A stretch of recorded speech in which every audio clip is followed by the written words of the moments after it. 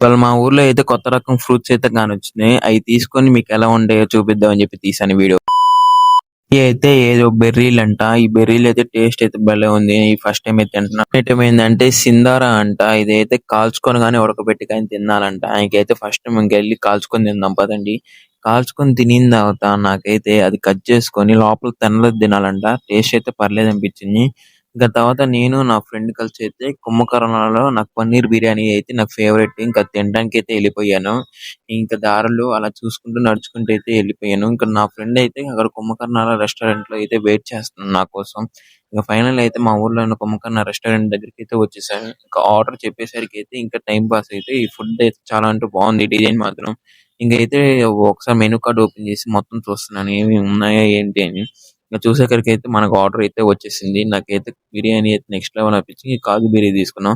Bill అయితే రూ. 1000 అయింది. వెళ్ళే ముందు సబ్స్క్రైబ్ ఫాలో